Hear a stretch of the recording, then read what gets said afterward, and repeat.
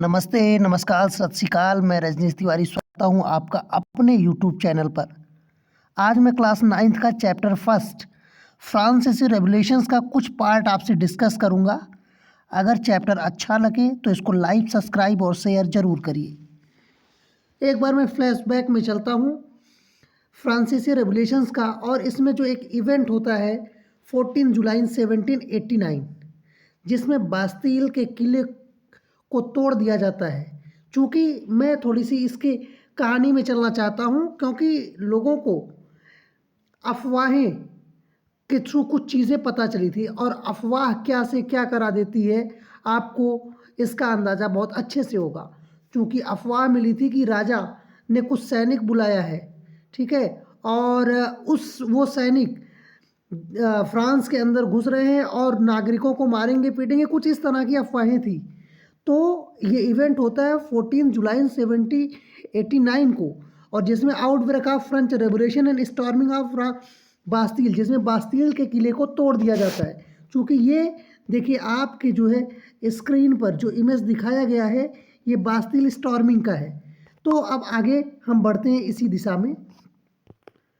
अब यहाँ पर पहली हेडिंग है what we are going to study in this chapter. तो इस चैप्टर में हमको पढ़ना क्या क्या है, तो इसमें हमको पढ़ना है French society during the late 18th century, the struggle to survive, how to subsistence crisis happens, a growing middle class envisages and end to privileges. तो मतलब यहाँ हमें उस सोसाइटी के स्ट्रक्चर को पढ़ना है, वहाँ पर क्राइसिस क्या क्या हुआ था खुद का सब्सिस्टेंस करने के लिए, और वहाँ पर एक नई जो कम्युनिटी बनती है, एक ग्रोइंग कम्युनिटी आती है, उसके बारे में पढ़ना है।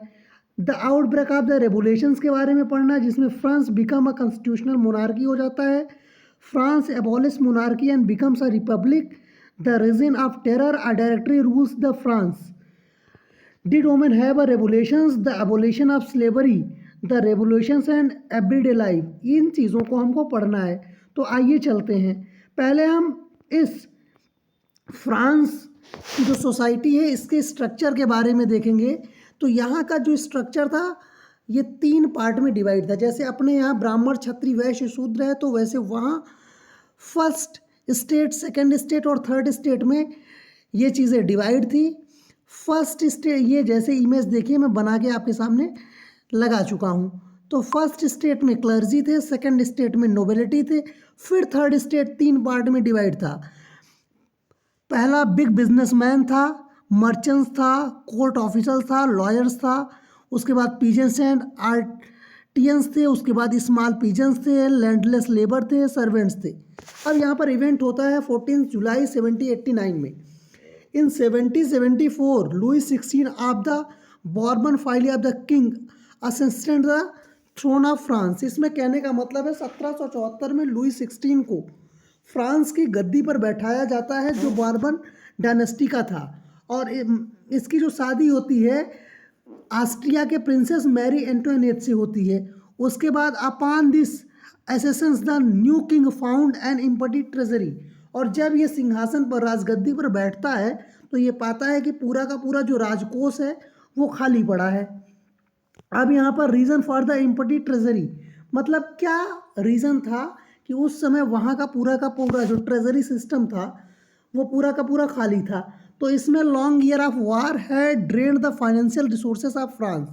चूँकि फ्रांस अमेरिका को फ्री कराने में इंग्लैंड या ब्रिटिश से लड़ाई लड़ रहा था, और जिसके कारण वहाँ का राजकोष खाली था। The cost of maintaining an extravagant court at the immense palace of Versailles या वर्साय, तो जो वर्साय का महल था, कोर्ट था, उसकी शान और शौकत में इतना पैसा इन्वेस्ट कर दिया जा रहा था, जो भी एक रीज़न था।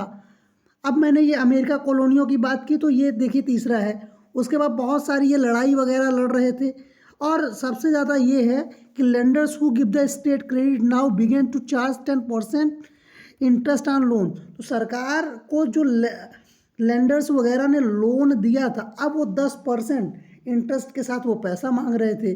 तो regular expenses such as the cost of maintaining an army, the court, running government officers or universities, और इसके साथ साथ जो एक्सपेंसेस वगैरह थे, जो कॉस्ट मेंटेन हो रही थी आर्मी वगैरह को रन करने में, ये सारी चीज़ें थी। और उसके बाद the state was force to increase tax. इसके कारण स्टेट को टैक्स बढ़ाने के लिए मजबूर होना पड़ा, और सारी ड्रामेबाजी कहानियों का शुरुआत इसी टैक्स से ही होता है। ठीक है, ये देखिए एक इमेज दिया गया है।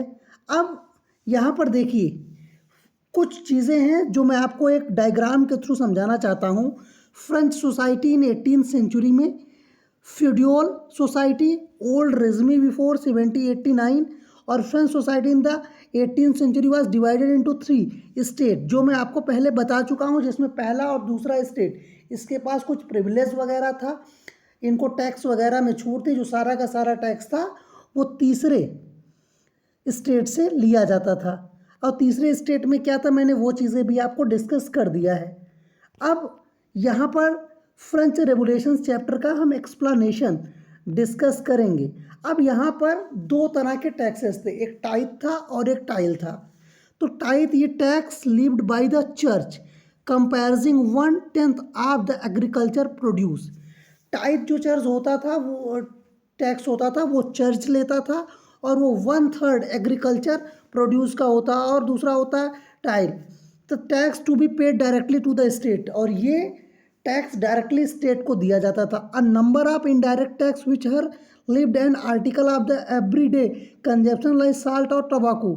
इसके अलावा भी बहुत सारे टैक्स थे जो डायरेक्टली लिए जाते थे, डेली जीवन को सर्वाइव करने के लिए होता था, जैसे उसमें नमक का कर, तंबाकू का कर, ये सारी चीज़ें होती थी। खैर, आज ये वीडियो यहीं पर छोड़ता हूँ, और आगे कल फिर यहीं से क्लासेस को शुरू करूँगा। आप मुझे ये ज़रूर बताइएगा कि आपको ये क्लास कैसी लगी। Thank you.